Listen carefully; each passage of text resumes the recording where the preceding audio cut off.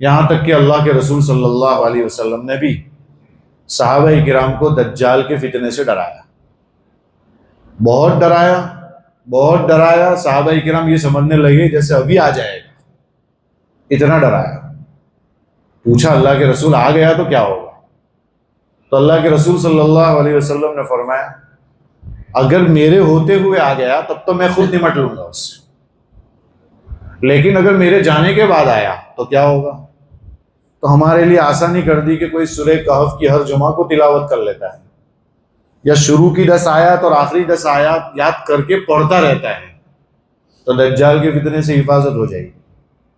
دجال دنیا کا سب سے بڑا فتنہ ہے، جب بڑے سے حفاظت ہوگی تو پھر چھٹوں سے بھی حفاظت ہو جائے گی، سیدھی سیدھی بات ہے۔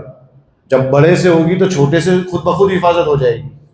اس لیے سورہ کہف کی تلاوت کو پلے باندھنا چاہیے، خوب پڑھنا چاہیے، تلاوت کرنی چاہیے، یہاں تک کہ ہو سکے تو ایک ایک رکوع ادھر کا اور ادھر کا ایک رکوع ایک ایک بچے کو یاد کر کے موقع سے چلتے پھرتے پڑھنا چاہیے۔ ایک بزرگ فرماتے ہیں کہ شروع کی آیات پڑھ لیں، بعد کی 10 آیات پڑھتا رہے اگر کوئی، تو پھر بہت ساری پریشانیوں سے اس کو نجات ہو جائے گی۔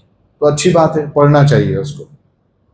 جمعہ کے دن تلاوت کرنی چاہیے، 8 روز تک اس کا اثر رہتا ہے، 8 روز تک اس کے لیے فائدہ ہے، ہر فتنے سے حفاظت ہے۔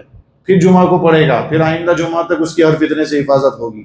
اس لیے ہر جمعہ کو سورہ کہف کی تلاوت کرنی چاہیے۔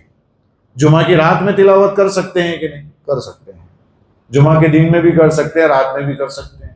جمعہ سے پہلے نہ کر پائے تو جمعہ کے بعد بھی کر سکتے ہیں، ایسا کوئی مسئلہ نہیں ہے۔ بہتر ہے کہ جمعہ سے پہلے ہو جائے، لیکن جمعہ کے تک نہ ہو پائے کسی مشغولی کی وجہ سے، غفلت کی وجہ سے، تو جمعہ کے بعد بھی سورہ کہف پڑھ لینی چاہیے۔